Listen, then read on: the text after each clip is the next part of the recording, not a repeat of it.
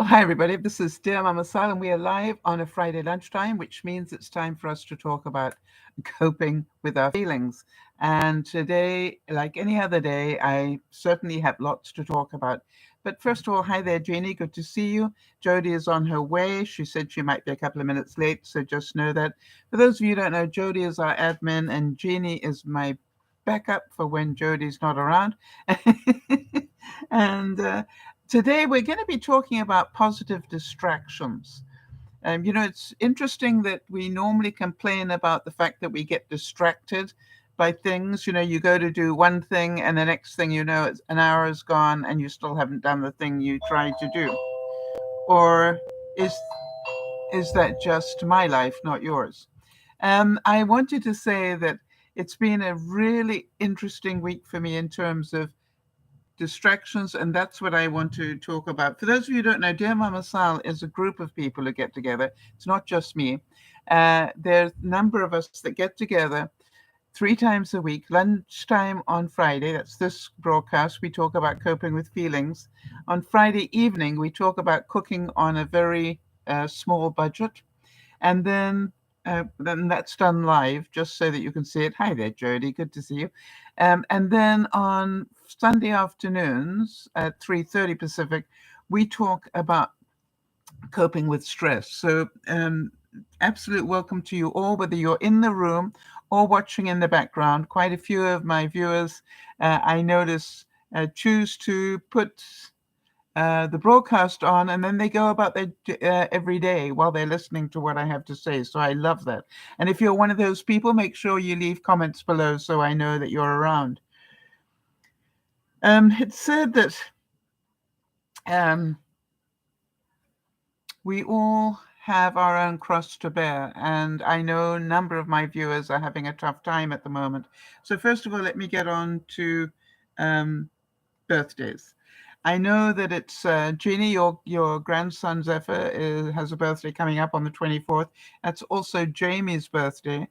And coming up at the end of the month is Kerry. She's a Halloween baby. And then sometime, and I'm never sure when because she never would tell me, but sometime in October is Nada's birthday. Excuse me. mm.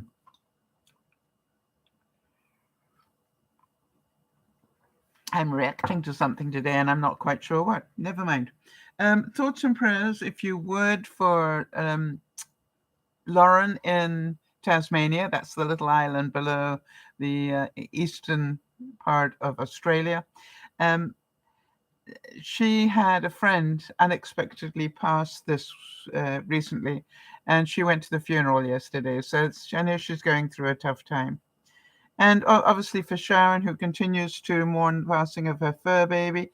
And by the way, Sharon, if you happen to hear this, could you update me on how your other dog, Tuck, her first dog was called Nip, and the other was called Tuck, Nip and Tuck. I think that was so cute.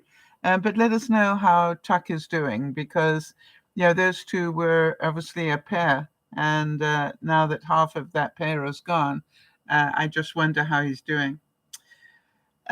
From my personal point of view, we'll talk more about this obviously on Sunday, but by this time next week, I will know what the next step is. For those of you who don't know, I went in for a mammogram, and then that one didn't go very well. They wanted to do a second one. Well, it went very well, but what they didn't like what they saw, so they needed to do a second one. And the second one, they still didn't like what they saw, more so now. And then they told me I need to go in for a biopsy, which is when they stick a needle in and suck out some tissue to find out if it's harmful or not. Well, I went in for the needle biopsy and ended up with an open wound biopsy where they actually cut me here and then took out about a thumb's worth of tissue. And I have heard that it was not benign, that actually the cells were cancerous. And so now I'm waiting for my appointment next Thursday, or this Thursday coming up now, to find out what the next step is. Now, there are obviously a lot of different possibilities. They might say I need chemo. They might say I need radiation. They might say they want me to take pills, which is one thing that they do these days. But on the other hand, they might say that I don't need to do anything for another year, when they would like, do another check to make sure it hasn't got worse, or another, they've obviously taken all that lot out. So now to make sure that there's nothing else. So I don't know if you can understand this, but part of my body is really happy, and I am actually in joy at the moment, because I got 6 days before I find out what the next step is. Does that make sense to anybody? Not knowing at the moment is just fine with me, right? Because I don't have anything to worry about. The scar is healed beautifully. The last bit of tape came off, and it's looking good. So I'm happy. I wanted to give some thoughts and prayers out for one of my neighbors who had that monumental surgery recently, to take out all sorts of growths and tumors. And it was just amazing, the operation she had. And of course, as some of you may have heard, um, she, within 10 days, she was shopping in Costco. I wouldn't be. And then she invited me to Thanksgiving dinner. Yeah. And I mean, she said it won't be anything fancy. So what was I expecting? Spaghetti bolognese or something? No, full turkey dinner, all the trimmings. And by the way, that was one of two celebrations I got to do. I also got to celebrate with my neighbor behind me here and her family, as the grown-up children came in from Vancouver Island. And so I got to spend two different Christmas celebrations with my neighbors. And I ended up bowling, on a Wii console. But as this affects this area, I just did one. I didn't stay for the whole evening. I just did one game and then quietly left, so that I didn't strain anything too much. But it was such fun. and I actually bowled quite well. I was, thought it was a good idea to quit what I was doing reasonably well. Here's another quote for you to think about. Focus on what you can control and let go of what you can't. Does it make sense to you? I cannot control whatever this is going on here. I cannot control it. It's out of my control. That's, between me and my God, but I just don't have any control. So I can let go. I don't need to worry. Right? Worrying is not going to make this any better. Worrying is not going to make me any better. Worrying is just a waste of time, quite honestly, because this time next week I'll be able to give you a lot of answers. So I wanted to ask you if you've ever intentionally distracted yourself. So I want to call it a positive distraction. Can you think of a time in your life when you were dealing with somebody or something, and you did something to positively distract yourself away from what was going on? I just drop me a note if you have done that. And in the meantime, I'd like to say that we all need a positive distraction now and then. All right, whether it's Lauren's case, all right, when she didn't want to be thinking about the funeral that was coming up. Really important that she distract herself away from that. I mean, it is what it is. She wanted to go to the funeral, but she didn't have to spend morning, noon, and night thinking about it unless she chose to. And it is a choice, people. Let's make sure we are absolutely blunt on that. What you think about is your choice. Once you have emotional intelligence. And what is that? When you have the ability to get off that hamster wheel of going around in circles or feeling unduly sad for too long, if you have learned the skill to be able to just, I call it the lawyer trick, right? Just cut out the feelings and deal with the facts. So let's give you an example of that. Whenever, I'm human. So, does my mind want to worry about this every now and then? Sure it does. And I go, don't worry. We'll find out everything we need to know on Thursday. You see, I'm telling myself every time it comes up not to worry, because we're going to find out what the next step is, what the next steps are. Apparently, there's more than one.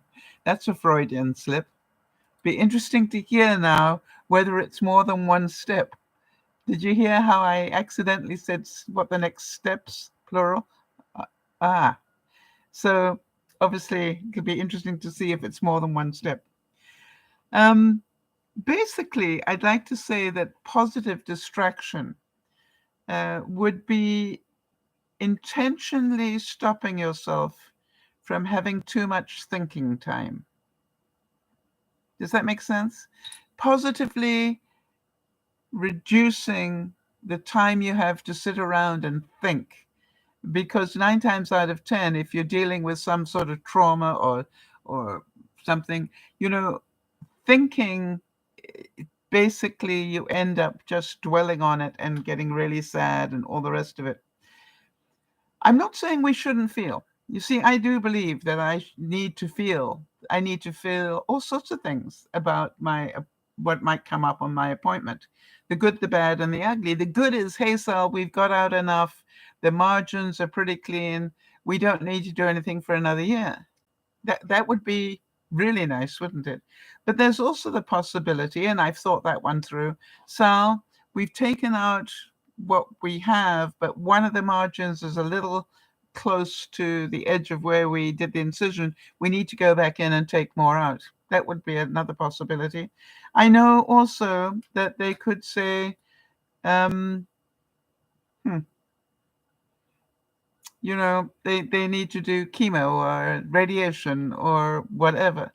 But it's like I've quickly thought all those things through, and I know that I'm ready to hear any of those. So it's not that I don't want to feel, it's about, have I processed it to the degree that I don't need to dwell in fear? Remember what Dr. John Polsky said, love is letting go of fear. I have no reason to fear if I concentrate on, hey, I'll find out everything I need to know on Thursday. Now, what did I do to positively distract myself? And the reason why I did it was I didn't want to overthink it.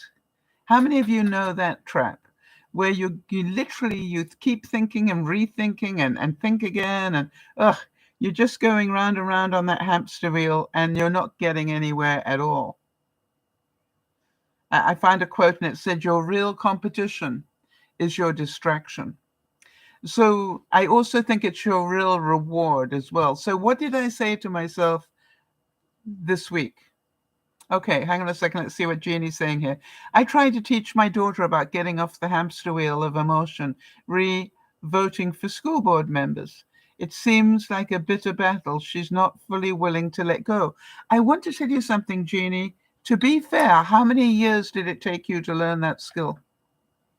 How many years did it take you to be able to get off the hamster wheel or even understand the hamster wheel?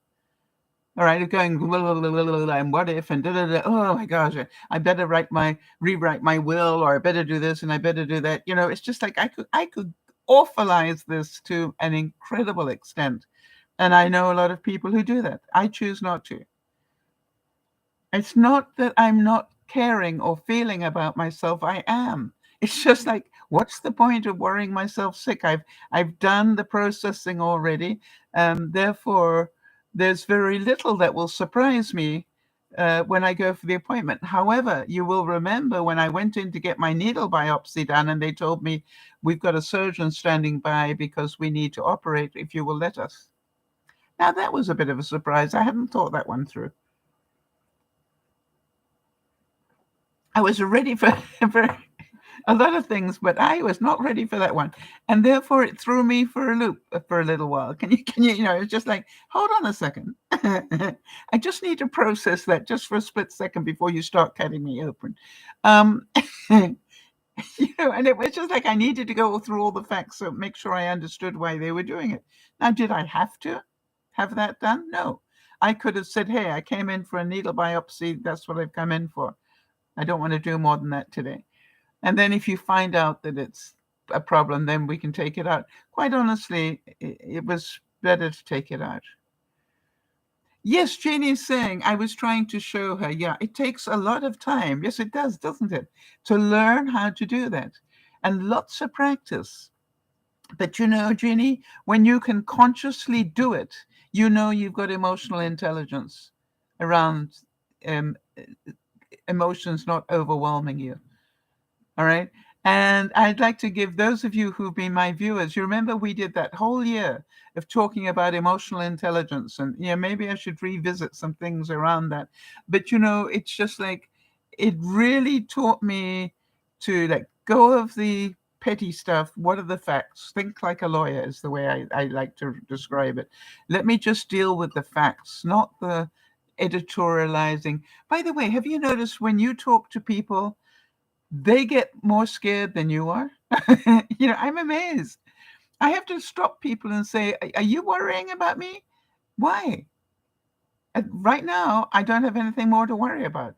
Right now, I am of the opinion that they found something, they wanted to take it out, I let them take it out, and that should be good until I hear otherwise.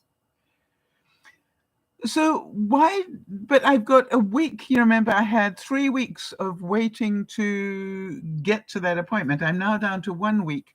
Now, the interesting thing is, those of you who know me well, know that part of the way that I balance myself is I go into confetti corner, which is my craft room. And you know, I challenged myself to designing some new things. Why? Because I want to tell you, a day can slip by very quickly when you're on the computer with the cutting machine trying to design something, and you know, then test the design, does it work, and all those sort of things, right?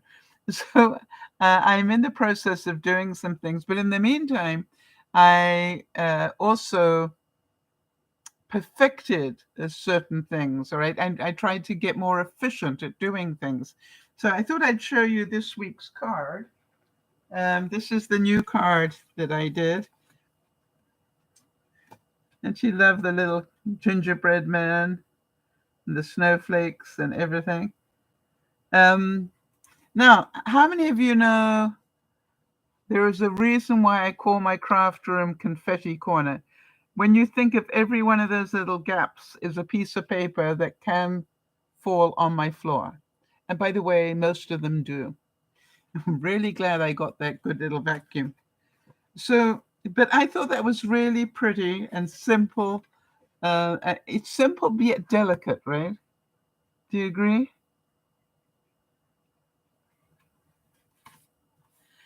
Jeannie's saying, right now I have a lot of pain at night, but I keep saying I will get better in the time. Yes. And she's saying this keeps me happier and more positive. Right. You know, Jeannie, I heard it said that it may be raining, but we know what comes after the rain. All right. And think, oh, you like the card? Good. I must admit, I really like it. But can you imagine how much confetti it creates? So I'm learning a couple of tricks, right? That's one of the other things I like to do to distract myself. Every time I go into Confetti Corner, I try to get more organized because, you know, while the thing's cutting all those little bits out, you've got time. And so one of the things I do is while I'm doing that, I'm tidying up in the craft room. Believe me, it needs it. But I also have been thinking about um, how to get a routine that keeps it cleaner on the floor level. So I keep my little fancy Tyneco, you know, that's my mini vacuum system. I keep that with me. So what I do is before I get up, I take the vacuum and I clean up as much as confetti as I need to. So I'm not walking across it to leave and go into the rest of my house. Does that make sense? The other thing I have done is I have an outdoor mat, one of those ones you normally have outside your front door. I have one of those that I need to walk on as I leave the craft area. You'll be amazed how many times it picks up stuff on the bottom of my shoes. But it also is true that some bits just travel with me. So every day, I'm walking around picking up the odd little bit of confetti somewhere. And that's fine. I know that I've got it down to a pretty fine art of not walking too much through my house. So when you think about going to Confetti Corner, I love it because it takes so much concentration. Does it make sense to you all that when I'm in there, I am so busy problem solving, creating, there are manual things to do. There's so many different aspects. My mind doesn't have room to worry about next Thursday. So that is why I call it a positive distraction. By the way, in order to be able to do that, does it make sense as well that I needed forgiveness of myself? I needed to forgive myself that I wasn't spending as much time out in the garden or not spending as much time doing, other things. But it was a great time for me to go online as well. At night, I found that I was going online and researching things that I thought were pretty so that I could start playing with them. Now, as you know, I have basically finished my Christmas shopping. I've been doing it all year. It's been, one of those things that I I just do a little bit every month. I get different little things that I think different friends in my life would enjoy. I also, while I was doing it, made a point of keeping balance. In other words, I would set the timer on my watch for an hour, and after I've been in Confetti Corner for an hour, that's now time for me to get up and move. I need to walk around. I need to get my steps in. So I need to go out in the garden and get some fresh air. Even if it's just to sit and look at, not sit, but walk around and see what things are happening. I don't want to dwell on what could happen on Thursday. Hi there, Kimmy. And so, to me, it was very positive, but I also need to get up every hour and go and do things. Why?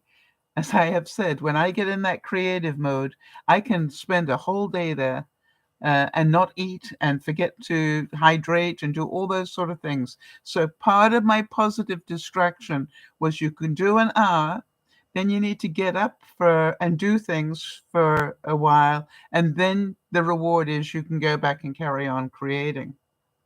So I have a list of things that I wanted to try out or create, and then at the top of each hour, I got up to help my circulation.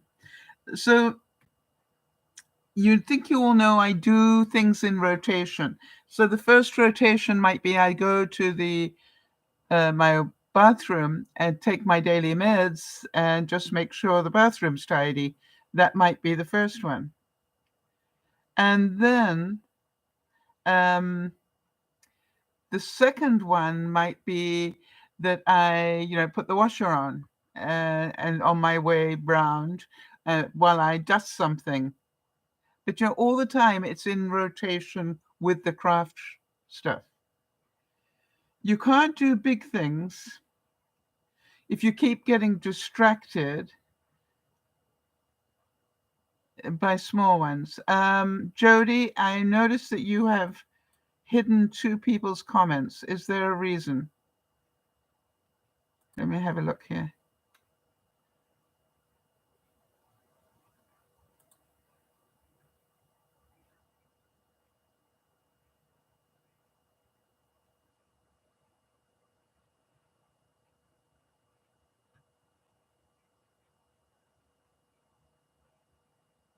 Okay. All set. Thank you. I'm going. That's called doing a genie on me. The phone fell. It's amazing how many people you nuked while you did that. Not a problem. We all know that feeling. That woke you up. Have you noticed how that sort of thing suddenly all your adrenaline's pumping and you're on behalf of Jody, I would like to apologize for those people who got nuked for a while. And so, do any of you relate to the fact if you want to know how stressed I am, just check the condition of my house. Do any of you relate to that? I have found that when I am highly stressed, my house is a mess. Why? My brain is so busy on the hamster wheel, it's not doing the usual routine. So part of the reason I like to have positive distraction is I want to know, can I sorry, I'm laughing because Jeannie's saying, glad it wasn't me this time. But have I got enough brain power to keep to the routine? And if I'm keeping my routine, then my house is fairly tidy. Then my friends are still hearing from me. Then I'm dealing with stuff in the garden and so forth. Does that make sense? So to me, that is a check that I do on myself. How is my mental health? Is my hygiene okay? Am I showering when I meant to shower? Am I cleaning my teeth? Am I, making my bed? All those sort of things I'm checking on, because if they start to slide, then I know I'm getting sucked in, and I don't want to get sucked in. I also made sure that I left the house 3 times this week. That's twice more than, in fact, two trips more than I would normally do. I try to go out every week to charge up my battery in my car, but I made a point this past week to go out 3 times. Why?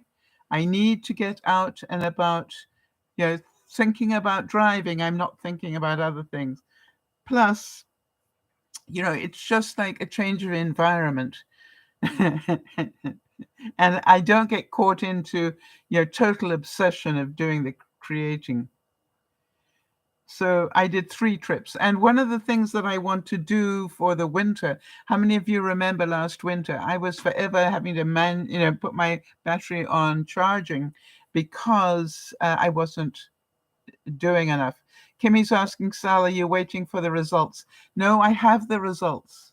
The result is that these cells were cancerous. I did have full-blown DCIS. That's duct carcinoma in situ, in place. In other words, those cells that they were looking at, that they showed me on the scan, that solid white line of cells lined up, they were already cancerous. What I don't know is, did they get outside the duct? That's what I don't know. That's what I need to find out.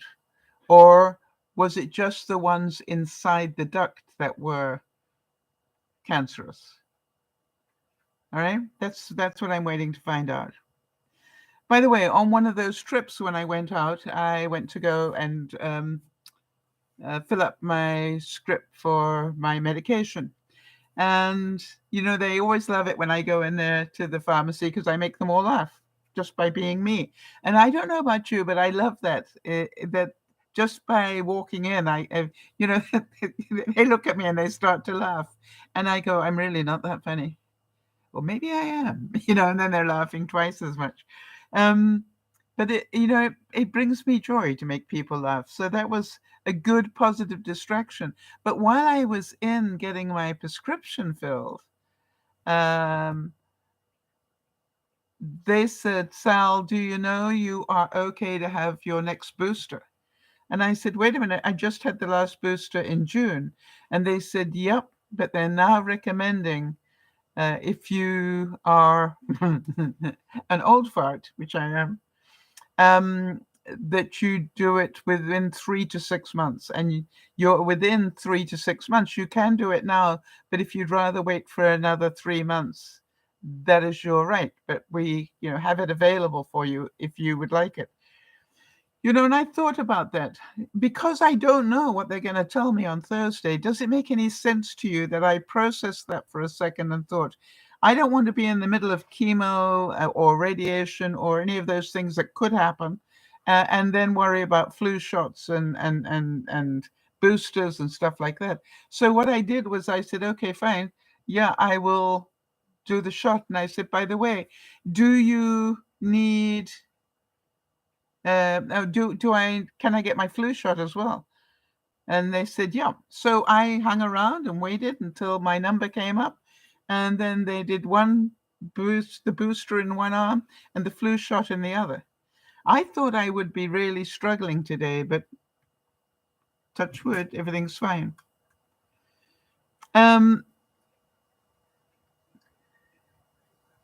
So Kimmy's saying she's not going to get the fourth one and flu.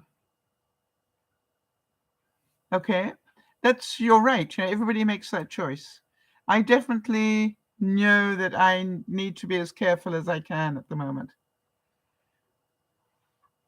So does this make sense? In a world with so many distractions, being able to give your full attention to one thing at a time is powerful. That's what I've been telling myself. If I can sit and create and not think about the result, about what's going to happen on Thursday, then I know my mental health is okay. I'm hoping this makes sense to you. If my mind keeps going back to it, then I need to do more. All right. Jeannie's saying York, that's her husband, and I have to wait until mid-November for a plain flu shot. We had to sign up. Okay. So Kimmy's saying she's not going to get the booster, but she is going to get the flu shot. Jody's saying I'm getting the flu shot and every booster recommended, to be honest. Yes, I must admit, for me, I'm going that route as well. Does it make sense, though, why I did it now and not wait another 3 months? I don't know what's going to happen in the next 3 months. So I thought, let me get on with it right now. Before I forget, I have a question for you all. Does it make sense that when I'm cutting out something like this, I have a lot of scrap paper, right? You imagine this was one piece of white paper out of which it cut that design. So I've got all this paper here that is scrap. Makes sense. And depending on the card, I get different size scrap. That's what I want you to think about. I have got this collection of scrap paper this size. Anybody got any idea what I could use it for? I thought we do have some creative moments. And while you're busy giving me suggestions, I thought I would show you some of the other scraps I've got. And it's not the full amount, just so you know.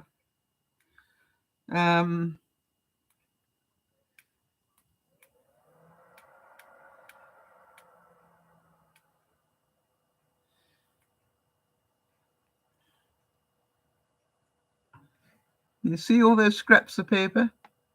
And that's only half of it, and not even half of the amount of scrap paper I've got. So, all right, so Jody's thinking paper jams for a Christmas tree. That, that would be really clever. If I were going down to see the kids, that would be a great thing to get them to do with those scraps. Yes, any other ideas? Because, we're very creative as a group. So what other ideas can you think of?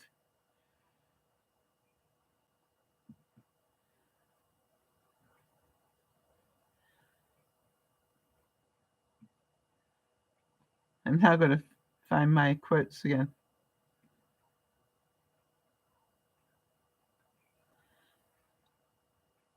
All right, Jody is saying, how about labels cut to size? Yeah.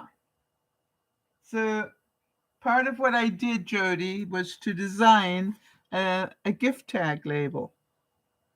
Okay.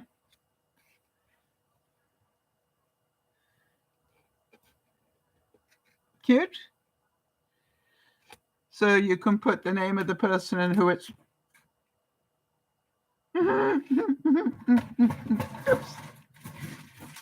There we go. That was funny.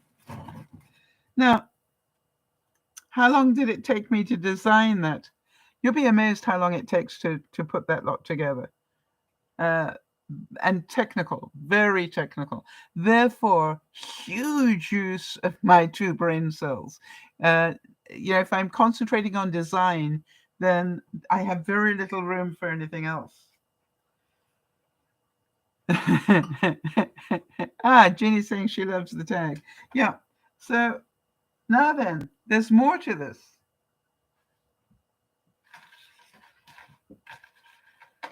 So this I cut out of some paper, but I had room to do a second one. Make sense? So now I will just do another couple from here. However, this is why being a crafter is very dangerous for me, all right? Because you see the little snowflake there. Obviously, that gets cut out. Like that. And now I'm going, another question, people. What can I use a lot of these for? Because, you know, I've got a lot of them coming up. So I'm thinking I could put them together on a window thing so that I could put them on a window. I was thinking, how about putting them on different cards at Christmas time on the envelope, just one snowflake. Anybody think of any other ideas? Oh, oops. Thinking about, they make really pretty, make really pretty earrings for Christmas time, wouldn't they? Oh, you know that's coming up. Got to work out. I have it. Oh, if I made a little ornament, all right, of which that was. Oh yes, it's going to look so good. Talking of ornaments, I want to tell you I did make a Christmas ornament. Okay, so here it is. Oops. To hang on a tree. You remember that scrap paper I was talking about? Well, guess what? It's also a good idea to use that up on other projects.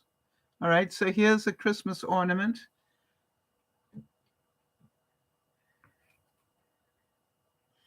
And here is another one.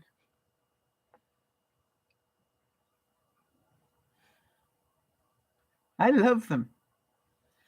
Now, I then got very frustrated. You know why?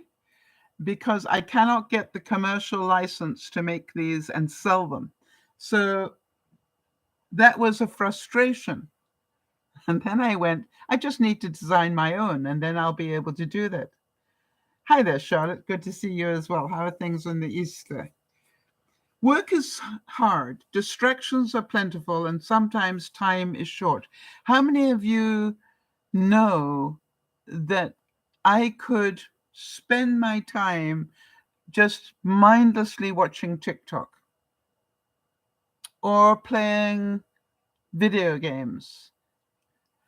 But you know, what I like about my confetti corner is that I feel like I am spending time being productive. At the end of it, I can, I can see results, right? That feels good. Obviously, this one was not easy to make. It's 3 different layers, all right? There's the red color, and then there are 2 lots of the silver back and front. And then, and then there's the tag on the back. So it takes a lot of individual elements, and you need to concentrate. Can any of you imagine trying to line up? Now, those of you who are crafters will understand this more than most other people. Trying to line up these different bits. Yeah, right. And how many bits of confetti fell on the floor while I was doing that? So what I'm busy working on is how can I not waste the paper? And as I said, when I see something like this, right, then I know, hang on a second, I need to keep those. Yeah, Jody's saying that takes serious commitment, takes patience.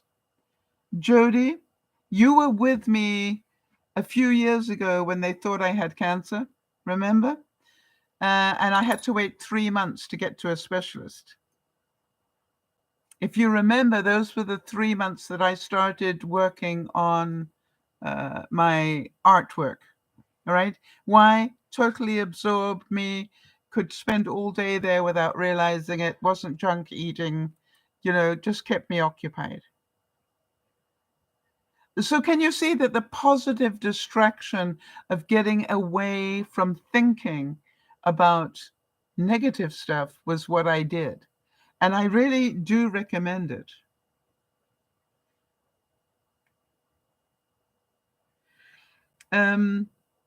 I tried very hard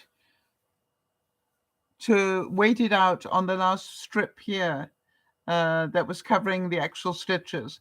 But I did get that off this week, and as I said, the scar looks great. But there may be a second one coming up for all I know.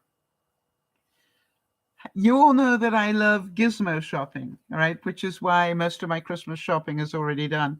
It's all been done online. But I thought I'd share some of my gizmos with you. Hold on one second. I have always wanted a pair of herb cutting scissors. So I treated myself to a pair. And I went, and by the way, I bought two. One I'm giving away. Then I also bought myself a little silicone bowl that can go into my air fryer there, right? Because I've noticed that my grill pan thing is getting quite yucky. So what I'm going to do is I keep thinking about those snowflake earrings. Wonder what they look like in red, so. And what if you put a red one and a white one together, so? You know what I'm going to be doing this afternoon. Anyway, so I bought one of these. Last night I cooked steak and had fries and peas and gravy. What I did, and it's amazing to me how I've changed how I eat. I had half the potato and I cut it up, and it was a nice sized potato. Cut it up into fries, and I baked the fries in here, and every 10 minutes or so I shook them around and put them back again, just at a low heat. Boy, I want to tell you, were they good. And while I think about it,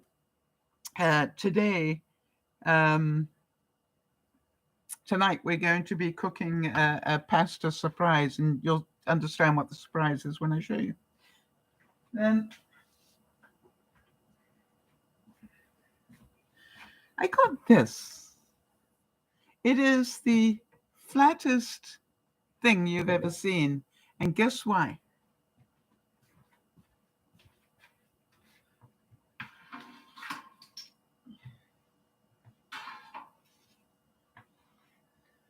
Good idea. How about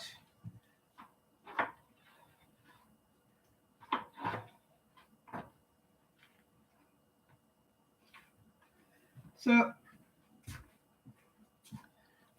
It's stealth. I agree. And my fridge has got a tiniest little gap at the bottom, about this big. This gets in there, under there. Hang on a second.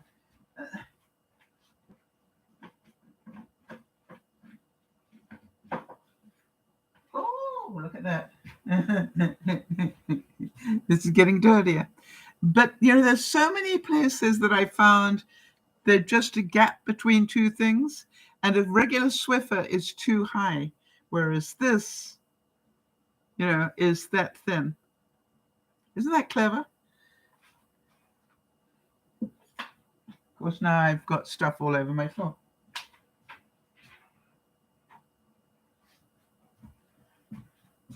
And again, when I find these things, this is how I do the Christmas shopping. I don't buy one, I buy two. One for me and one to give away. What else did I do? Oh, I went out to get fresh air, and I started to suck up the leaves with my machine that then gobbles them up and turns them into mulch. So I was doing it with that, and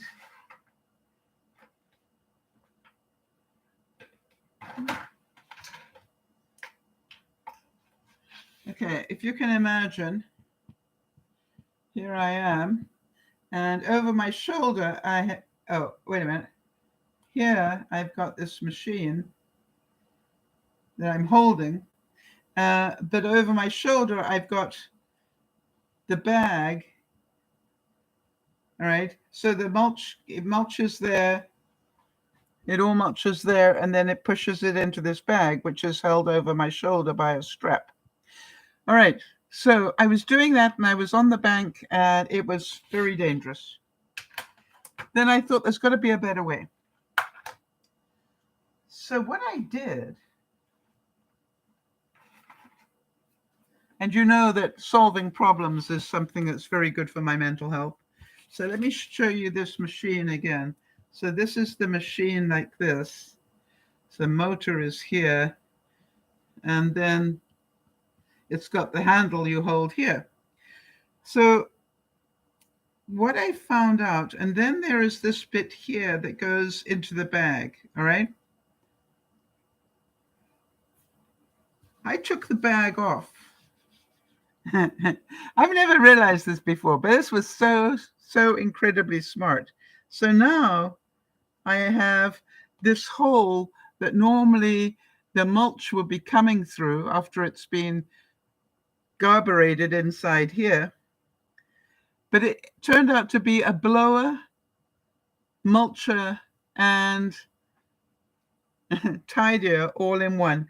If I just turned this part towards the bank, I could blow all the leaves wherever I wanted to into a pile. And then what I realized was, why rake up all the leaves and then mulch them and then use them on the garden? You know what I did?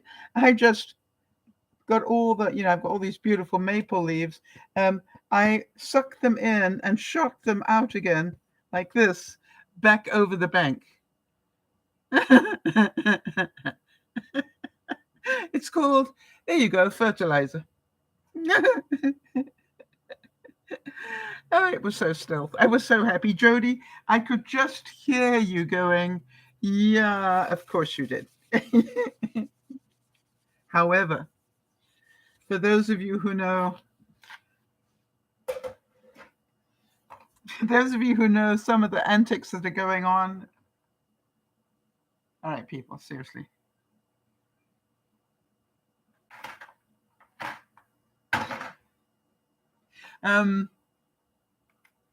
Oh, Jody's applauding. Thanks, Jody. I knew you'd say that was stealth. I just kept turning it, blow, blow, blow, suck, suck, suck. However, how difficult is it to blow leaves and be very precise? Would you agree it's pretty difficult? You blow them and they sort of go in a general area. So while I was blowing them, my neighbor, the other one, came out and said, "You are blowing leaves onto my property." I was so well behaved. I smiled and I said, "Yeah, a couple have gone there, but just be patient. If you will, I'm trying to get them into an area so I can then suck them all up and take them away. I'll make sure that those ones that went onto your property will be dealt with. If I have your permission to just cross the line to your property and deal with them."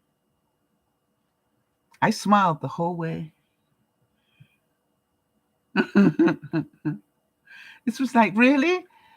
How can you possibly blow leaves and not have a couple of them? Never mind. I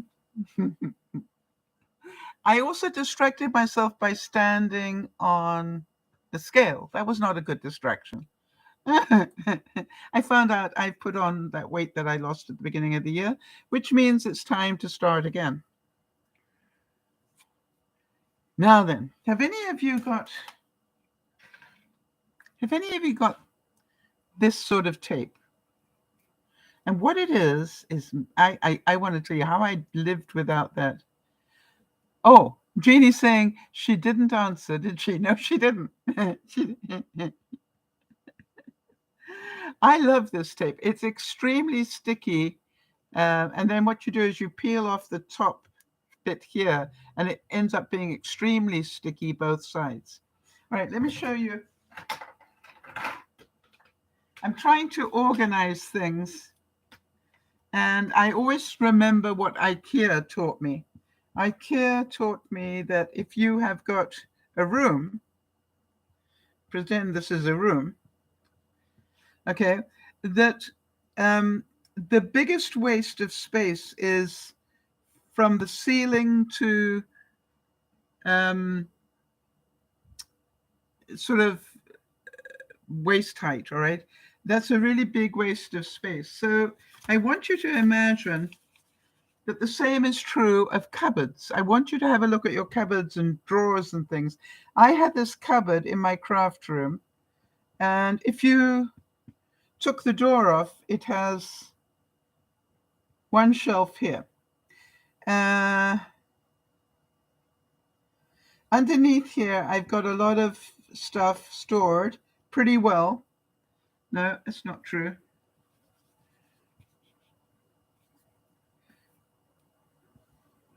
Yeah, that's true. All right, so I got stuff under here that's pretty well organized. However, what I realized was that I've got stuff here, like this, but this was the wasted space. Can you see that? And, unless you have another shelf, it will continue to be wasted space. And I went, So here's what I did. I was so proud of myself.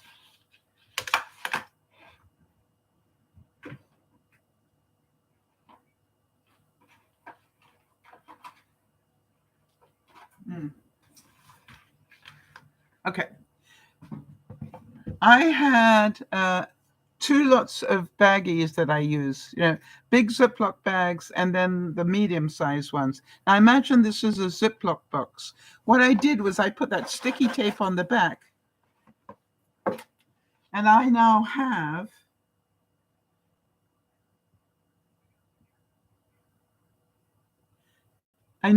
both those containers of baggies stuck underneath the top. So now if I need a big baggie, I just pull it down. Clever. And if I've got ones that I've emptied and I want to put back up, I just shove it back in again. I want to tell you, it works like a you know what. Much more organized and much better use of the space. Yeah, I notice a lot of you are reacting to this thing that happened with the neighbor. But, it's my neighbor. And and Jody saying, ladies and gentlemen, may I present Mrs. MacGyver? Well, Jody, that's part of my distraction, right? I love coming up with solutions to problems. So can you understand that positively distracting myself has been of great benefit? But my problem is I constantly going, yeah, that works. Then if that works, what if, and I get on to the next thing. All right. So it was, first thing was, can I make labels, for things? Yes. But what can I learn? This is the whole thing. Can I learn to, do this? Can I create this? When I cut it out, does it work? First time, obviously, there were a couple of boo-boos, but now I'm going, that is the cutest little tag. And it'll get string on it. I've got the colored wire. So, I love coming up with little solutions.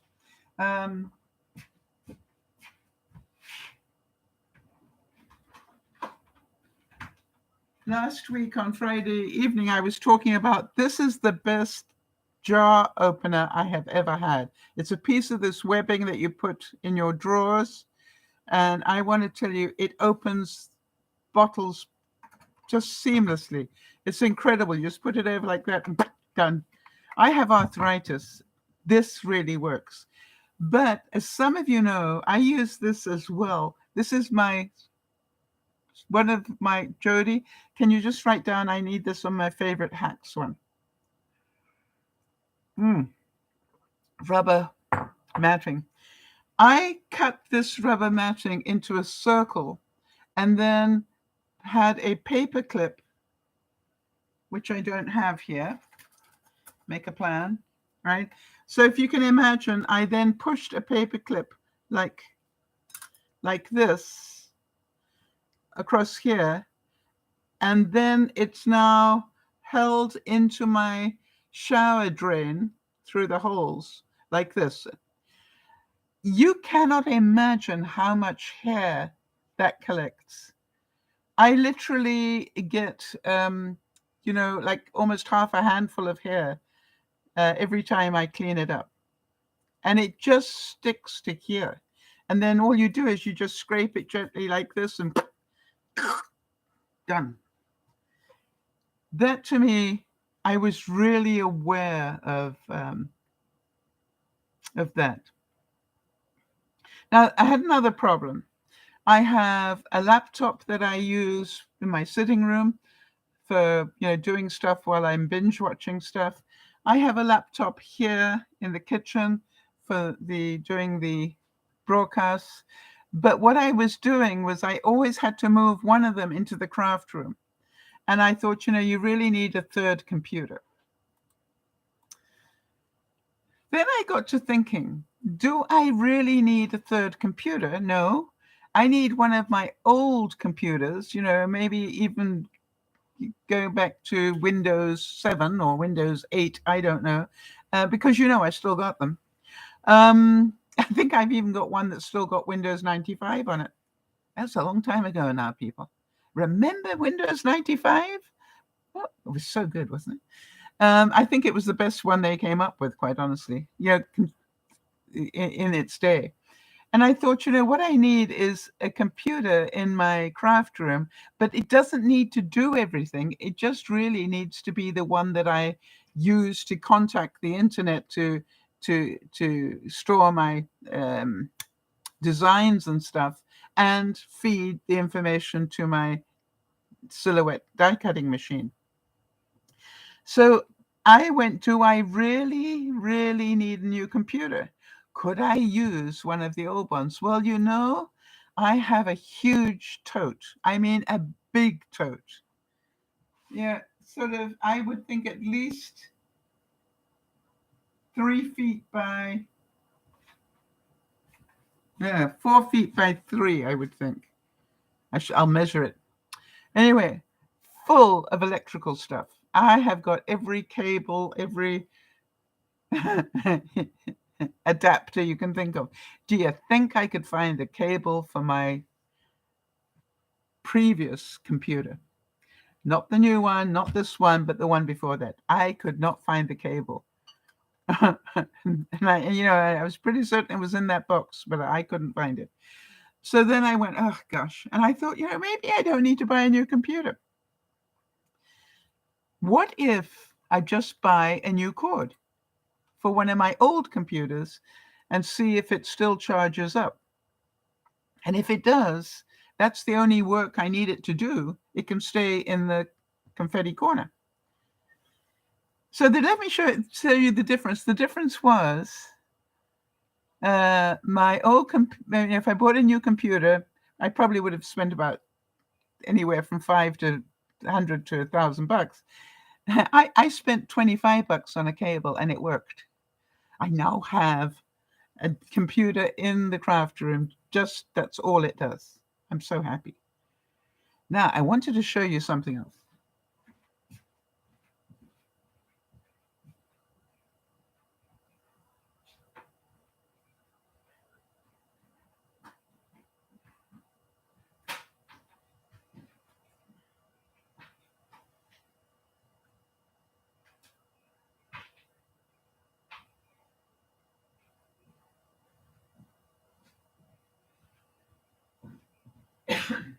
Now, you all know that these new computers, are much thinner and lighter and everything else, and they store everything just about in the cloud. Well, what I don't like that. I mean, I do store a lot of things in the cloud, but I like to have it in my possession as well. And so what I was doing was when I was moving one computer from one place to another, I had an external hard drive and I kept dropping them. It's very expensive to do that because I buy big ones like 5 terabytes. And I decided I'm not going to make that mistake again. So here's my new solution. This is my 5 check external drive, 5 terabyte external drive. And I have attached it to my computer using industrial strength Velcro.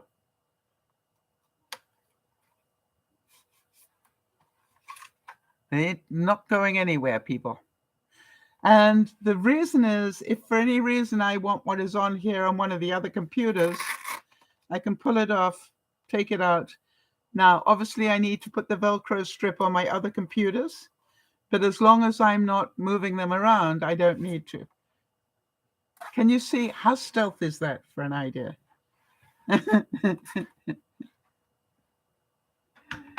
It really distracted me to come up with these things. Now, I want to give big shout out here to Amazon.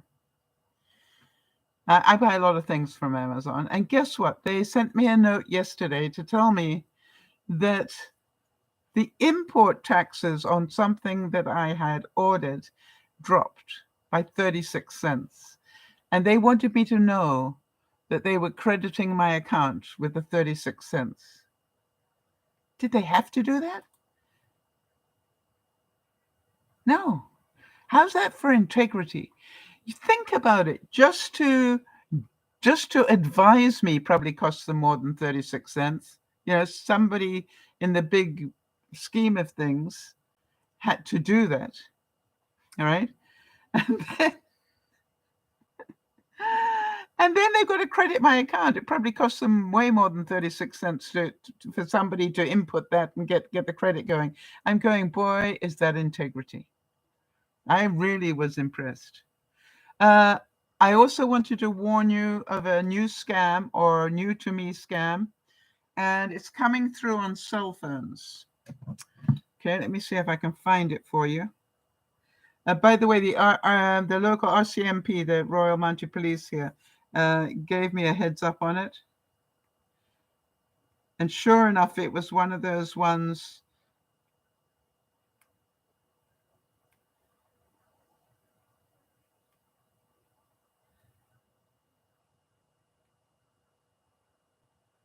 Now, I warned you about to be very careful if you get a notification from UPS. Most of the UPS notifications now read the line where they sent it from very carefully, because there's something called IPS, and they use the UPS van as their picture. But this is what came through for me.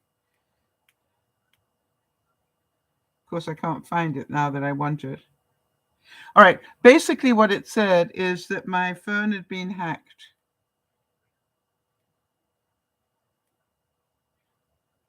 There we go. Okay. This is what it said. I'm going to read it to you. So it comes through on your phone as a message, and it said, TD, that's the local bank here, is TD, is one of the banks, right? Fraud alert. Card suspended. Reply yes to remove the lock on your card. Do not say yes. First thing you do, all right, is you go and check the number online. And what I wanted to let you know is that there are certain area codes that are scam codes. And sure enough, when I check the code, first 3 letters of the code, there's an awful lot of scamming gets done from that area code. So I thought I'd just let you know. So be very careful. If your bank sends you a thing to say your card's been locked, first of all, phone the bank and see if they did. 9 times out of 10, you're going to find, no, they didn't. That's a scam. One of the other things I distracted myself with this week, I wanted to know, is it more expensive to heat my house with the fireplace? This came up because when I was at my one neighbor who'd had the big operation, she was saying they heat their whole house basically from their fireplace, that the heat from the fireplace permeates through the house. The back end of the house where the bedrooms are cooler, but they like their bedrooms cooler anyway. And I thought, that's interesting. So my house configuration is, all right, I've got a bathroom, a big bedroom.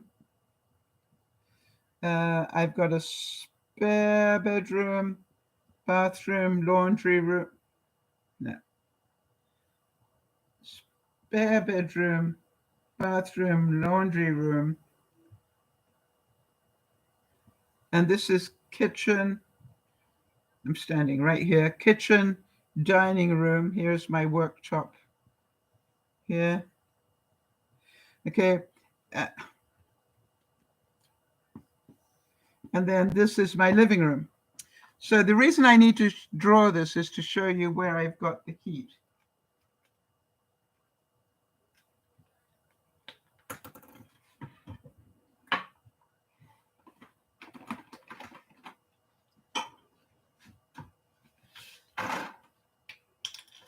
So my fireplace is here.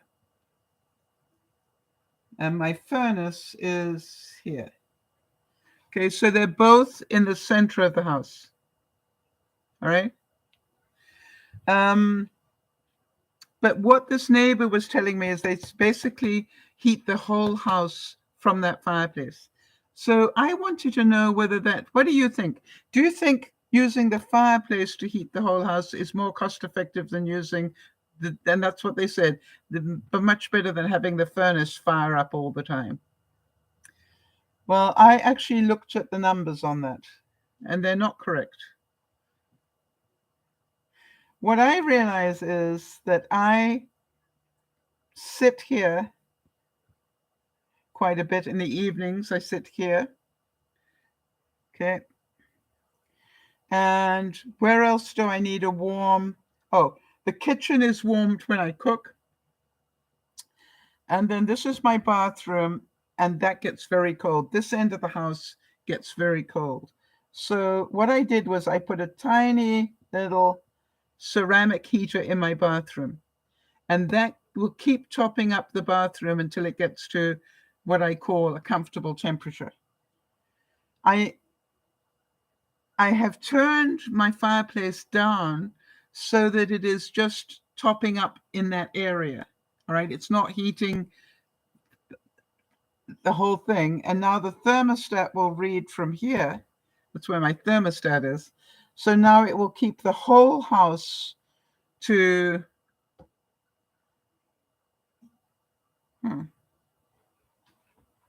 trying to remember what I've got it set to.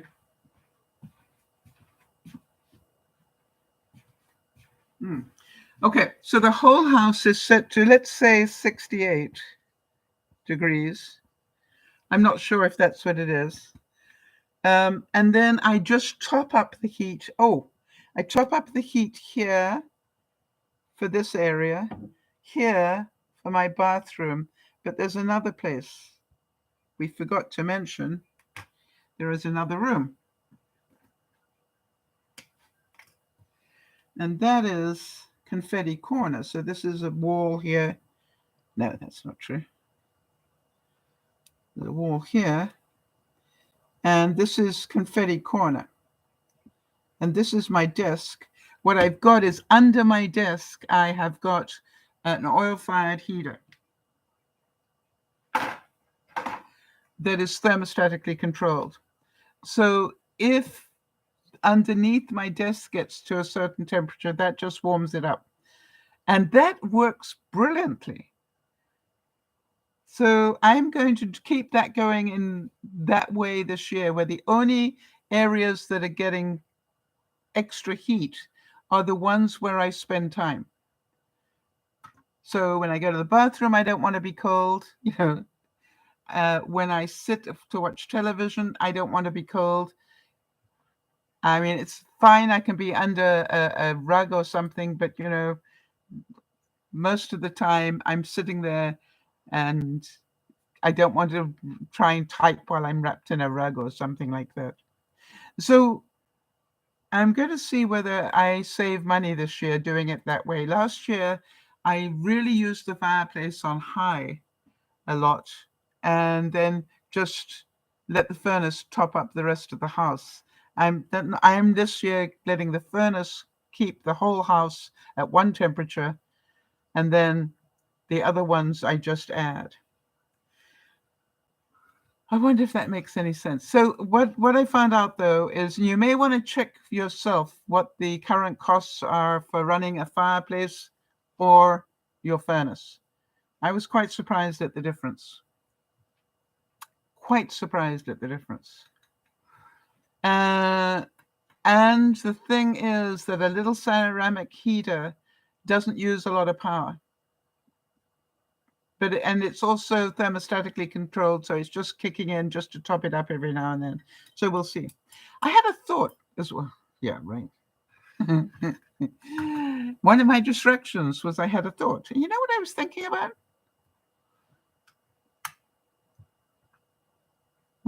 How often do you use cash?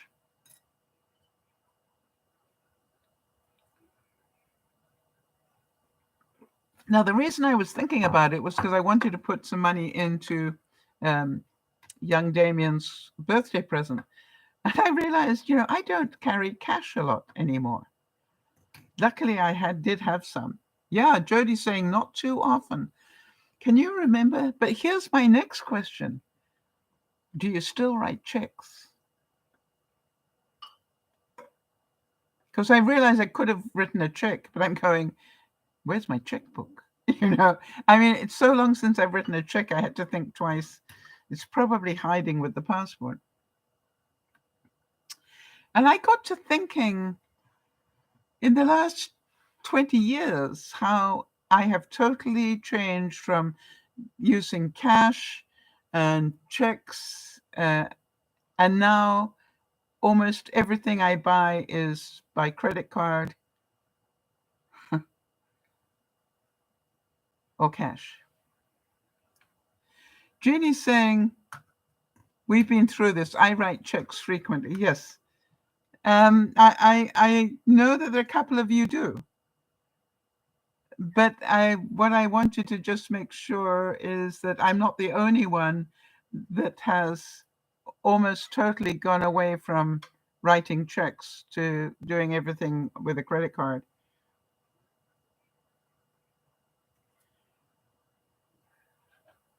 Now, here's another thing. I didn't, because I'm looking at positive distractions all the time. So research is really good for being a positive distraction. One of the things I wanted to know, and I think I can prove it to you.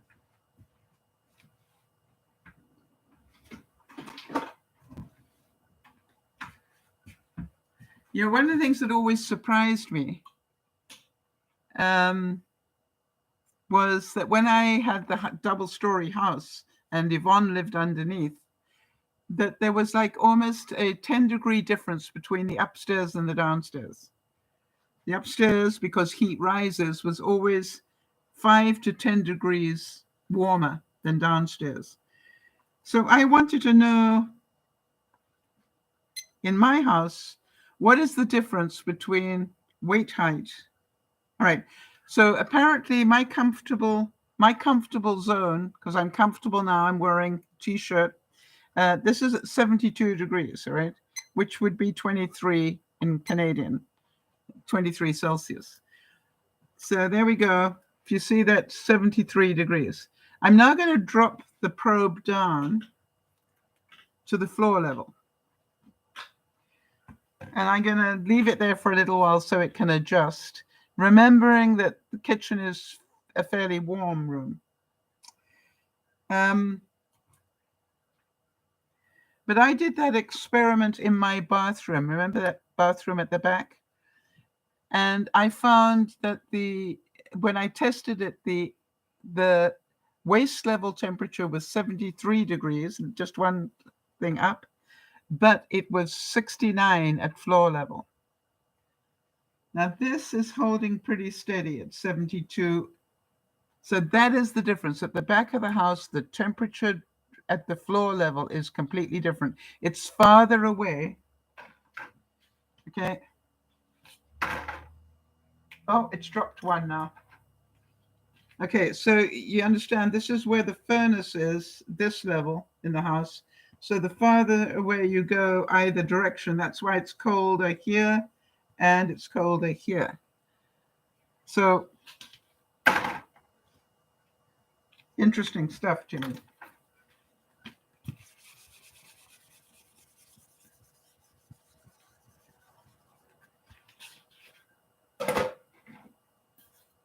It's already dropped down to, remember we started at 72. It's already dropped to 70. I'm just going to leave it to see if it also goes to 69. I've got a feeling it might. Now, here's another thing I thought I'd do a check with you. How many of you have showers with shower doors that need to be cleaned? And, I've got these beautiful, big wall-to-wall shower doors, one big sliding one, and they're on those sort of wheel things, so the door slides this way. It doesn't open or close. It's a barn door type thing. Now, you can imagine having the total width of my bathroom covered by 2 glass panels, heavy glass panels. Finding the right way to clean them has been they've actually been very easy to clean, but getting the fastest way is what I'm looking for. First of all, how many of you clean your shower every time you use it? I clean mine while I'm in it, right? After I finish doing, and I'm just rinsing off, what I do is I clean the shower while I'm rinsing off. Got a squeegee and everything, and I do that. But then what I find is that's just a quick thing. Then I walk away and I leave it until it's totally dry. Right? It's when it's totally dry that I take a face cloth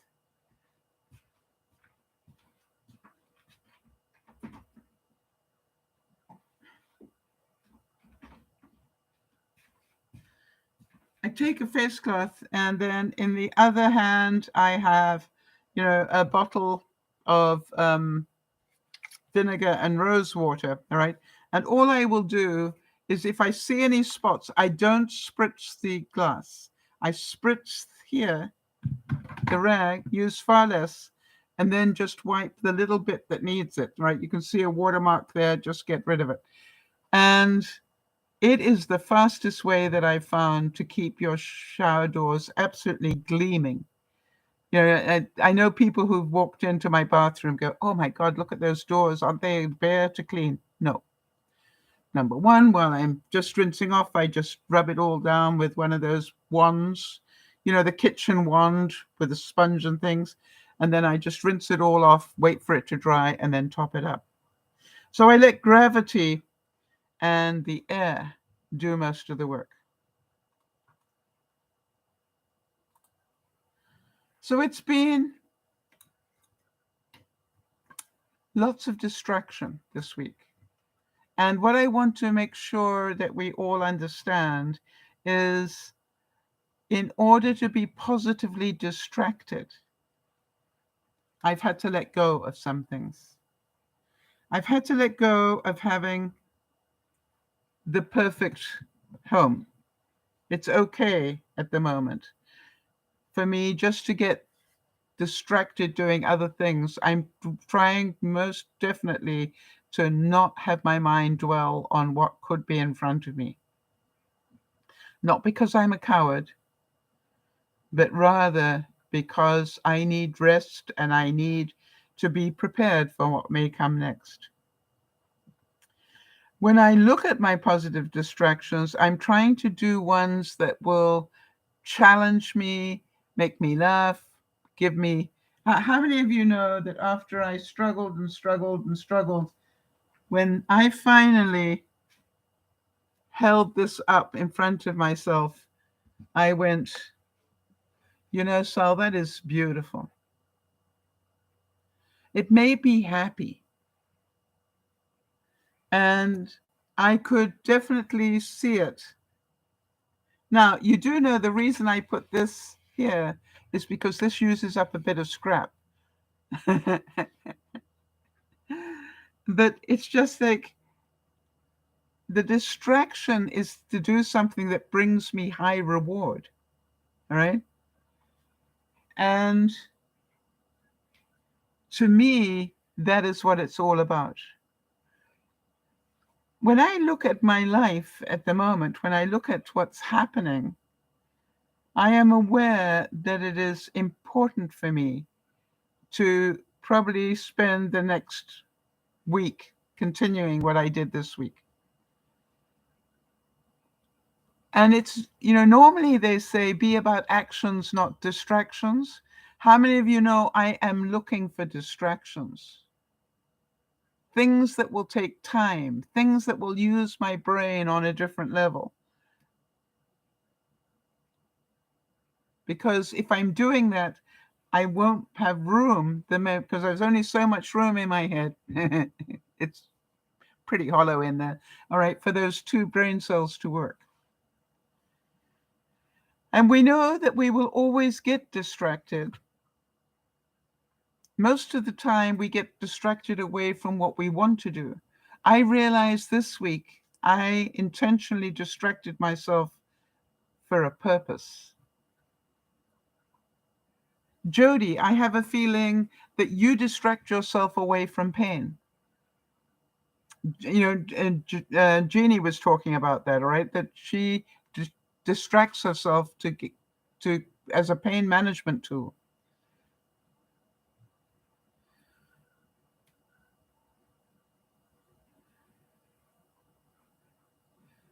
What they say is that if you starve your distractions, you feed your focus. Well, I've been focusing on the distraction. I've seen it this week as a positive thing, not a negative.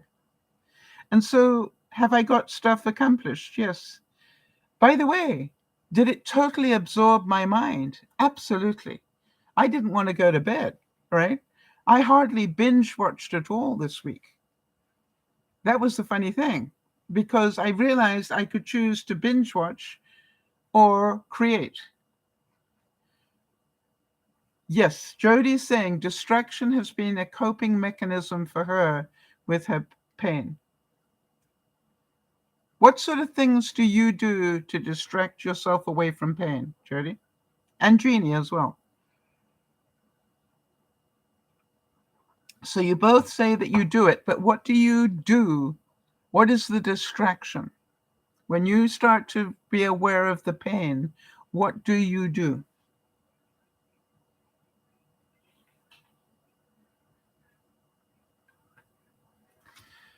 It's important because I don't think people understand enough what other people dealing with chronic pain are capable of doing.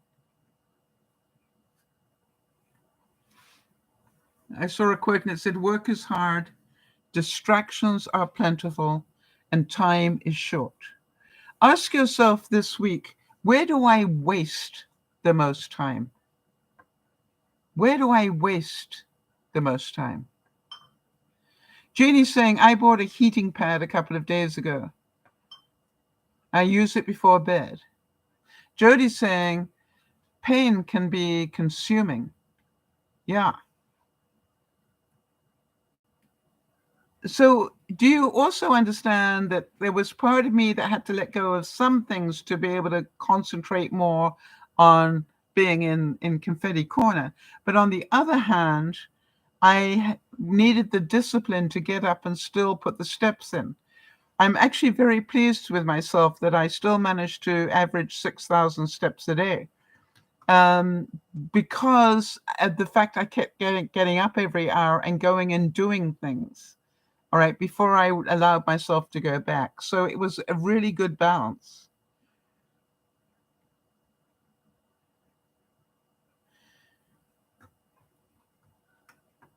And the reason I say, where do you waste the time? Most of us complain that we don't have enough time. We have plenty of time to do the things we want to do. And if playing a game helps you forget about your pain, I don't think that's a waste of time. Do you? I think that's called self-care. If baking distracts you away from something that is painful, I don't see that as a waste of time. I see it as a pain management tool that has great results. And by the way, when I went to those 2 different Canadian Thanksgiving dinners, I took pita breads to both of them, not for them to use that time when I was there, but so they could stuff the leftovers in the next day. Was it worth the time it took to bake the pita breads? You bet. It was a very selfish thing that I did, and then I gave them away.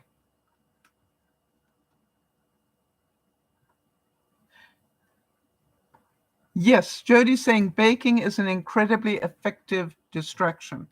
So is crafting. There's no doubt about it. If you're a crafter, it's a very positive thing. Jody, you made a comment this week about the fact that you really appreciated the amount of dedication it took for me to learn different skills to be able to create. I think it was this one, all right? But, it was like, it is a combination of different skills that I needed to be able to do this. But the thing is that it uses all my emotions. And that to me is really important. I get frustrated. I get angry with myself for wasting more paper when it goes wrong. And all sorts of things. And yet I'm constantly finding new ways of doing things. And I'm constantly finding, I really want to know, how do I join that bit with that bit and make it into one bit? Can I do that? And guess what? Yes, I can. And so to me, the reward I get is just amazing. And I now I have created my distraction to-do list. All right. So in the craft room, I now have a list of all the things I want to create.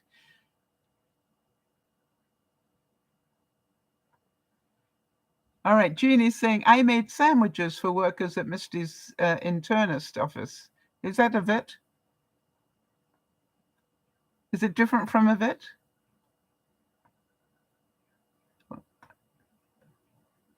Anyway, using guacamole. They were so pleased. Yes, you're really good about doing that. I know you're always telling us about what a good person you are. And, I'm glad that they were pleased.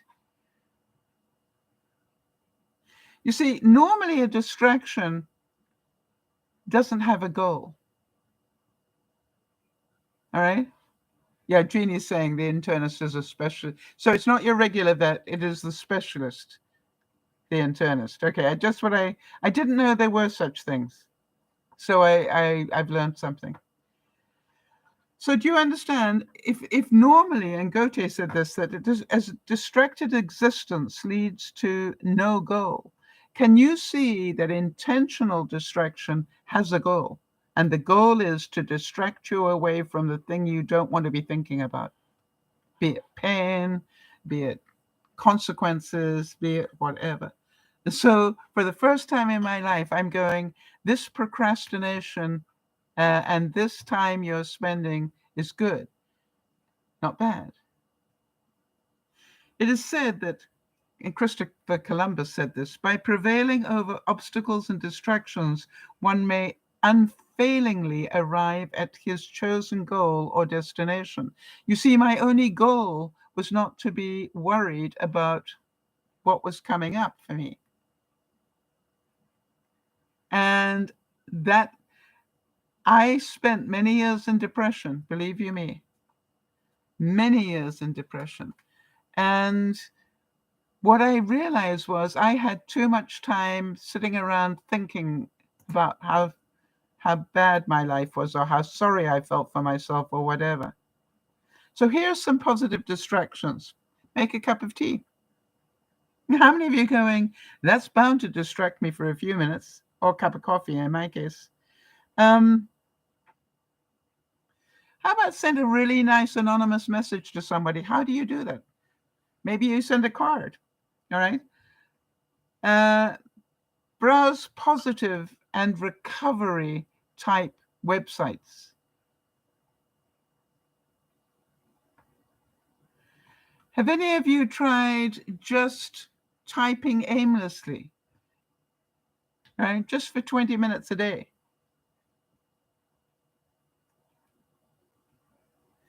I certainly know that Jody spends a lot of time distracting herself from pain by surfing the internet for recipes and things. I'm now searching the internet, Jody, for things I can create on my machine that bring me pleasure.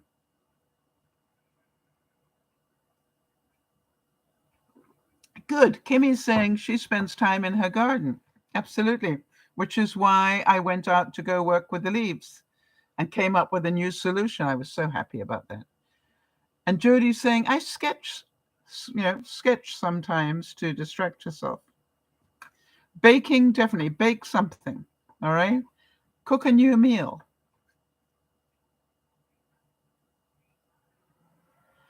How many of you take a nap as a pain management tool? What I found is that, and I want to address this as well, that while I'm doing this intentional distraction, my sleep habits have changed again. And I'm allowing myself that. It's okay. Kimmy's saying her daughter goes out on trails to distract herself. Good. How many of you have written a bucket list? All right. Things that you want to do. I have a bucket list of distractions. And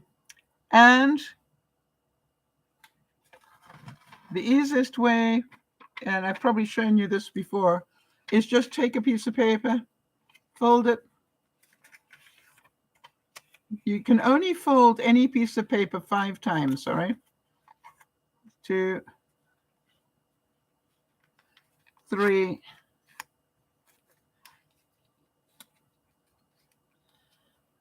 4 is a struggle. I'm only going to do 4.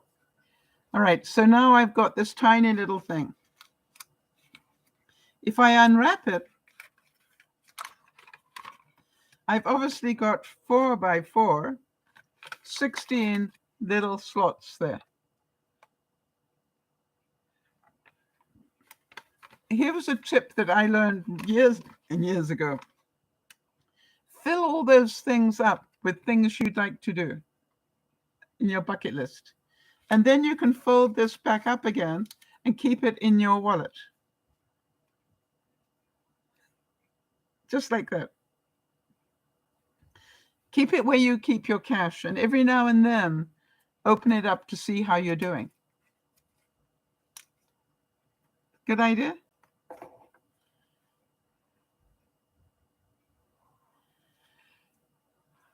How many of you know that I am positively distracting myself? One of the things that happened when I went to the pharmacy, the pharmacist, how are you doing? I said, fine. She said, did you get the results yet? You could tell she was really caring about that. I said, yep. I said, I'm waiting for the definitive results, but my doctor confirmed that I had positive tested positive for DCIS, that is cancer in my duct. So, and she said, "You're such a strong person." I said, "What?" She said, "You really are such a strong person." And I said, "I don't think so." And she said, "Look at you. You're laughing, you're smiling, you've got a great attitude. You're going to be fine." I said, "Hey, I might not be.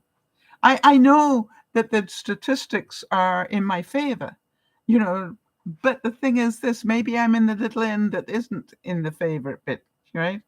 So I look at it and go, it is what it is. I might as well be happy. All right, so Jeannie's saying that she and New York, her husband, are talking about visiting Canada when we get better, maybe in the spring of 2023. Jeannie, great goal to work towards and great distraction, planning the who, what, why, where, when, and how of that. But, do any of us know that we're going to be here in the spring of 2023? If Mr. Putin carries on doing what he's threatening to do, we might not make it to 2023. So why not be happy? That's my thing. Distract yourself doing things you love. I had to let go of feeling guilty about wasting time. Jody's saying to me that I am one of the strongest and most Zen people that she's ever been blessed to know. Well, thank you, Jody. Not all the time, Jody, you know that. I do need to vent every now and then, but it's very quick. I don't dwell on it anymore. And, bless his heart. All right? Bless his heart. Dougie keeps, he's at a really busy time in his job at the moment, but he keeps phoning to find out if I'm okay. You can tell he's hurting. He's really scared. Now, I want to say to him, I'd be a whole lot better if you'd come over and rake my leaves, but yeah, I know he's busy. And I've also realized that if it's a little bit dangerous raking the leaves now, maybe I need to just give myself a new gift. Maybe I need to pay somebody to come and look after that back bank for me this year.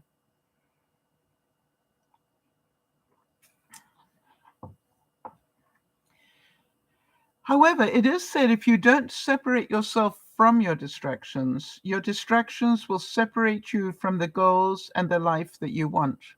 So do you understand? Even the distraction, I worked at keeping it in balance. I can spend all day at the craft area as long as I get up every hour and do something before I sit down again. I go to the washroom and then I go and do things. And sometimes I distract myself away from the craft room for an hour before I go back. And Jody will attest to the fact that I've also been putting in the steps. So, I have to be pretty active in doing that to be able to put in 6,000 steps a day. But it all has a purpose and a plan.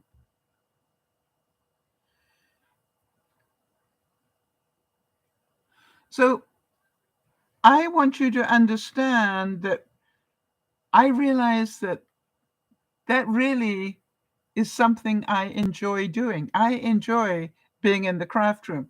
I do not enjoy, you see, this is the thing. I do not enjoy wasting paper. How many of you can relate to that? I'm pretty certain that most, and this is the difference, I think, between males and females, most men wouldn't think twice about what to do with all that lot. They'd pick it up and throw it in the garbage. I'm going to find a use for this. I am. Now, obviously, here I found a use for part of it, cutting out those little birds to go in that one design that I have.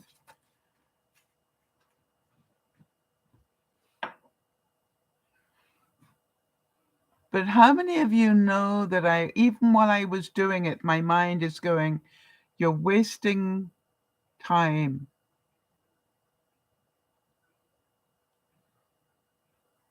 All right, Kimmy's saying, ever since they adjusted her pacemaker, she has been feeling really tired. What did they say about that when you talked to your doctor about it, Kimmy? Mm. Jody is relating to that. She's saying that she hates wasting scraps of material, and that's why they came up with quilting, right?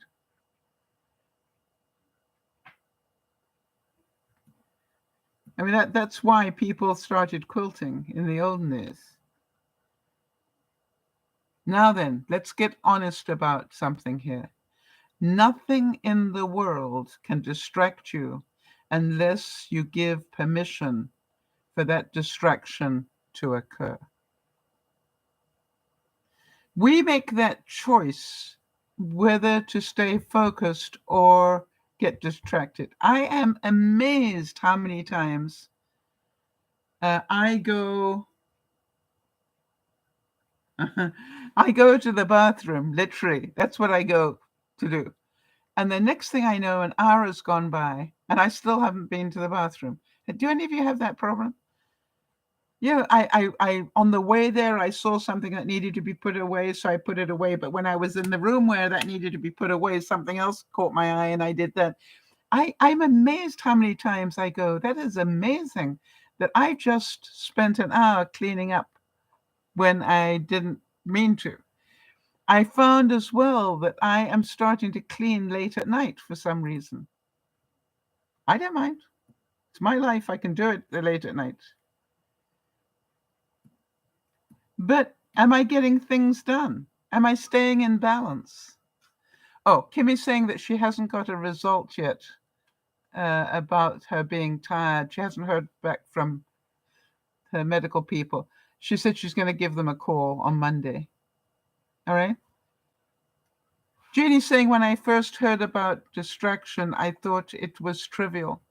Now I find it really important. That's why I thought I did talk to you about it. You know, there are times when distraction is a very positive thing. If you intentionally distract, that is the trick. You are in control of the distraction. Also, that you don't obsess with it.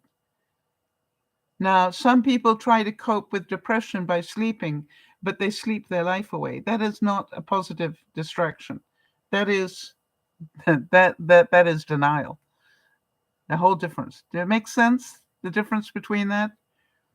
But if I want to catch up on an extra hour of sleep, that's okay. But if I find I'm sleeping 12 hours a day, that's not a positive distraction.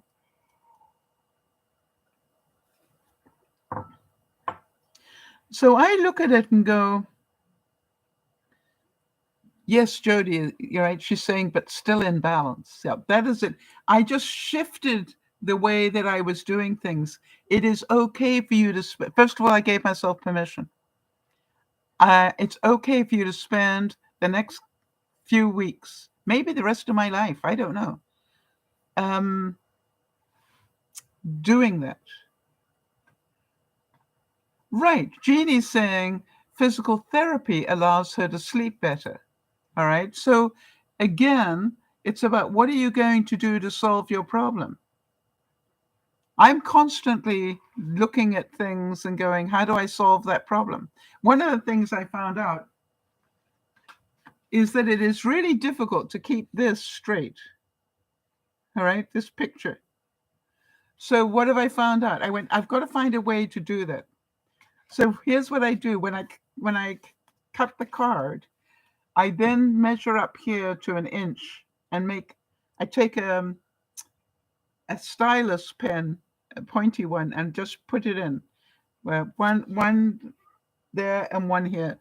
So when I've got all that white glue on the back, I very carefully line one side up with that dot and press it before I press on here. And then I get this next bit onto this dot and press it.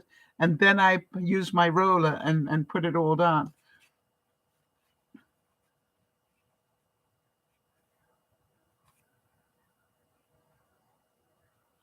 Yeah. Kimmy's saying she'll go all day, then around 3 she gets tired and goes to sleep for an hour or two. The Mediterranean people have done that all their lives. In the Mediterranean, people don't work between the hottest time of the day. They have a siesta. But then in the evening, they get second wind, they go back, and therefore they work later hours, but they always have this in fact, 2 to 3 hour break at lunchtime.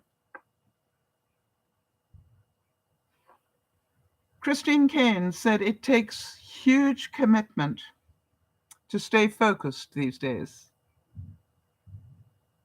Would you all agree? It takes huge commitment to stay focused these days. There are so many moving parts that need our attention and a never-ending changing landscape that must be navigated. I've never had to work harder to keep the main thing as the main thing. We need the wisdom and guidance of the Holy Spirit. Well, I have to say that there are so many things. How many of you have gone online to find out whether it's cheaper to run your furnace or your fireplace, and 2 hours later realize that you have just wasted 2 hours online? And, does anybody really care about the smiley cat or the guy that, put his wife in a storage tote and filled it with Coke and Mentos? I ended up watching that one time. I just like, what am I doing? I actually cut it off before it finished. But do you agree that if you stay focused and ignore distractions, you will accomplish your goals much faster? That's why I'm setting goals in the craft room. So when I go in there, I have a purpose. I'm not just wasting time. I have a purpose. I'm learning new things. I'm creating new things.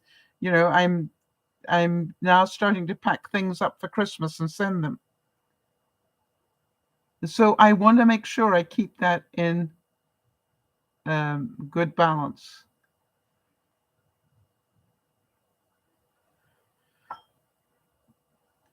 So what is it you need to distract yourself away from? Distraction? How do you control the time you spend with your smartphone?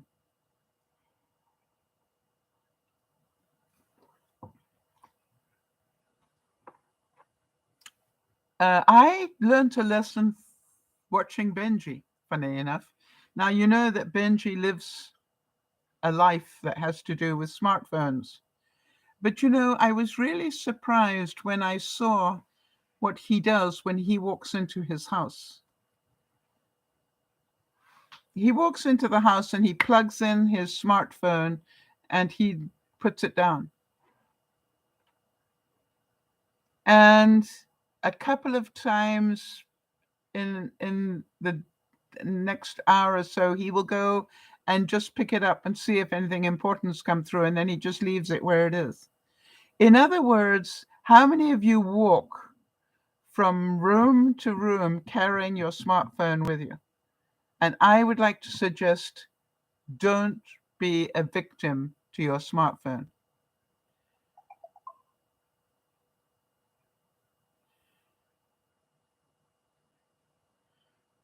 Interesting. Kimmy's saying, I went to the eye doctor and said he's putting me on the list for eye surgery for next September. That's how far behind they are on surgeries. Yes. Another pandemic thing. Kimmy. Jody's saying, I like your idea of rotations for getting things done during the day.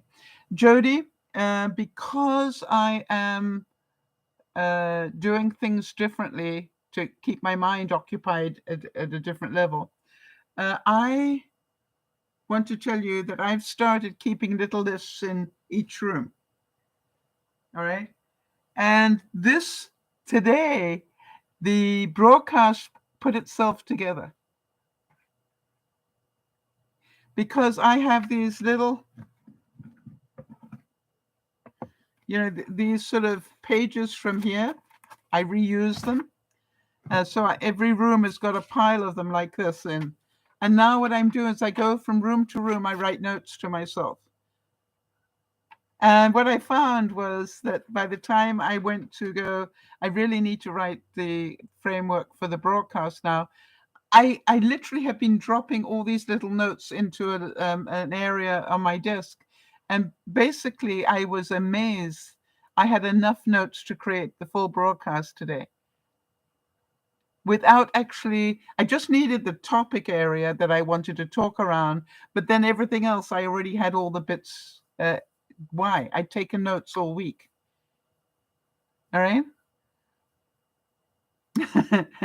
And I am so grateful for the fact that I can take all those bits and turn it into one broadcast around a subject. It just is a case of how am I going to talk about it.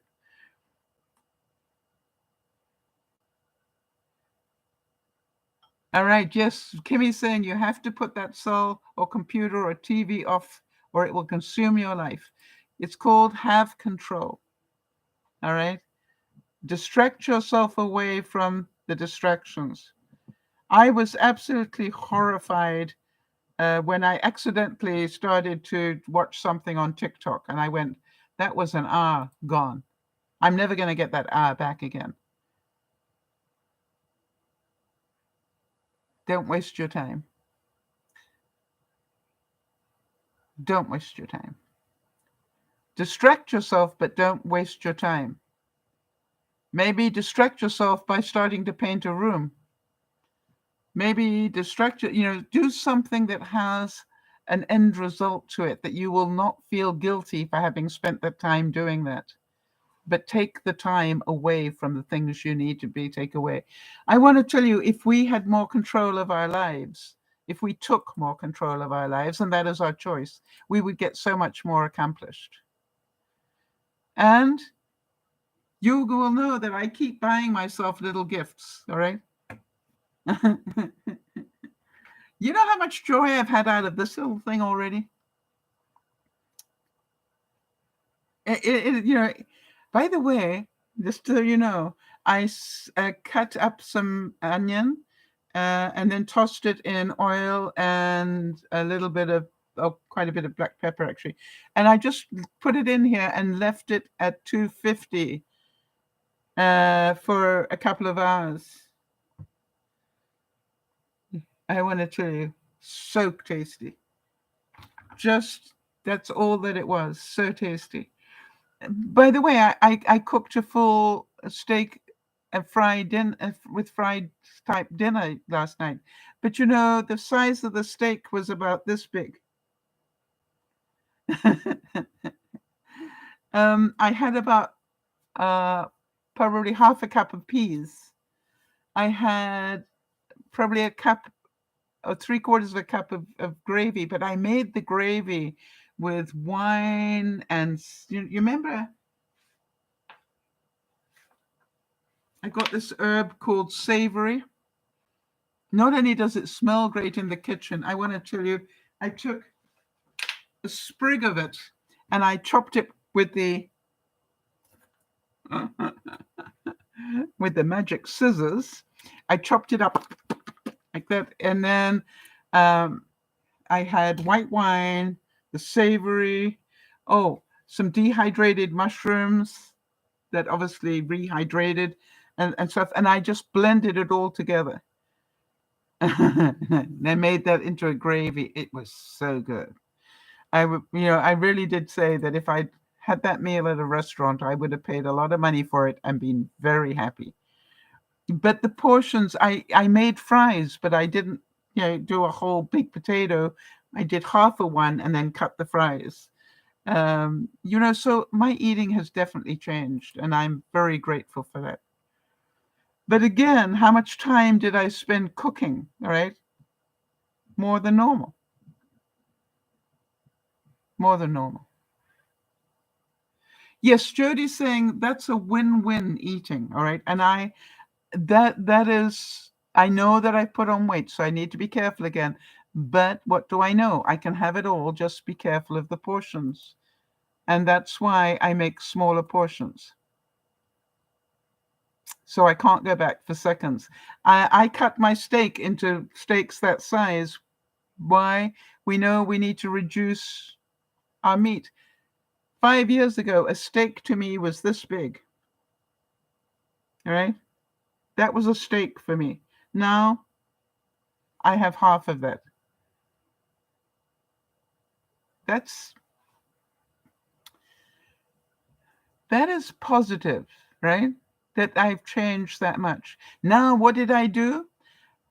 I went out and physically shopped rather than get my groceries online this week. It was extra steps for me. Now, I realized that I was doing a good thing. So I bought dessert. I bought a vanilla slice. It was so good. So it was like, okay, that's a win-win.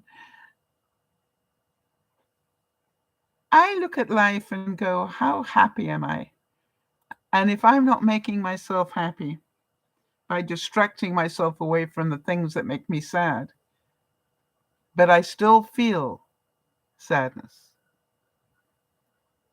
I still feel sadness.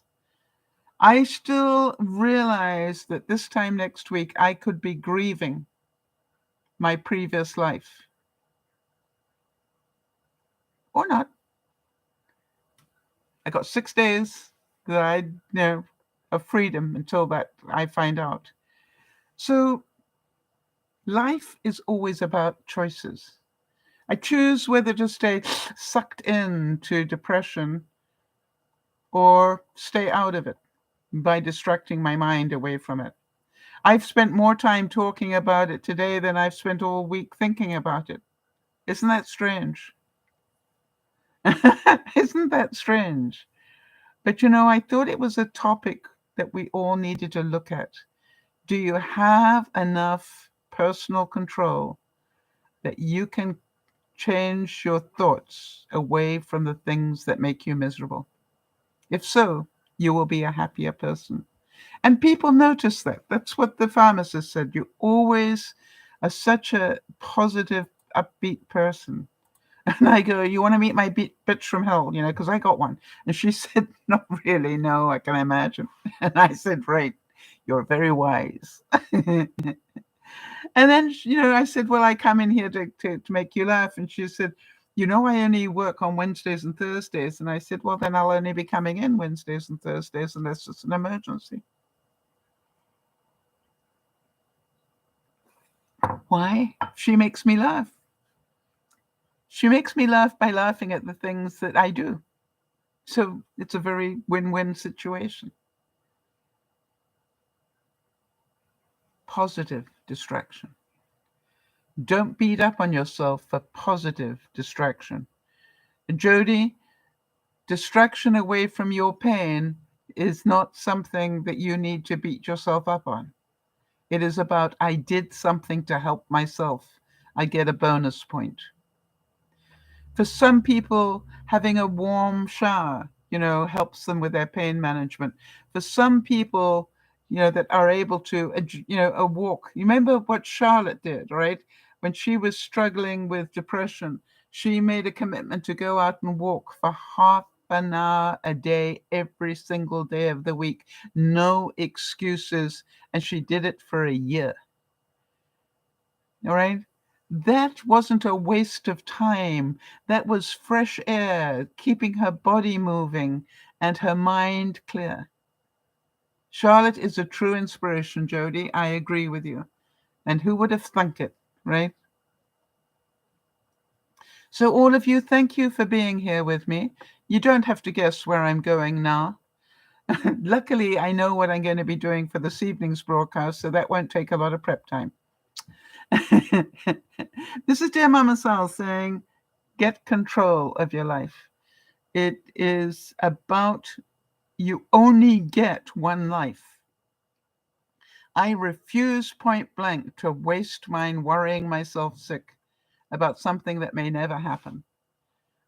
On the other hand, I can do productive things that I end up with a result. Jody, crocheting a scarf to, and then giving it away to the homeless, brilliant. Not only do you have the distraction, but also you get the joy of giving. So look at it from that point of view. You are not wasting time, not wasting time when you distract yourself away from pain or negative stuff. Don't dwell on it. Do something else instead. So this is DearMamaSal saying thank you so much for being here. Jody, thank you so much for being my admin. Jeannie for the backup there. And to all of you who may watch this on the broadcast, remember, if you found anything of value, please make a comment so people know that there is valuable information on each of these broadcasts. This is DearMamaSal saying we'll see you tonight. Bye-bye for now.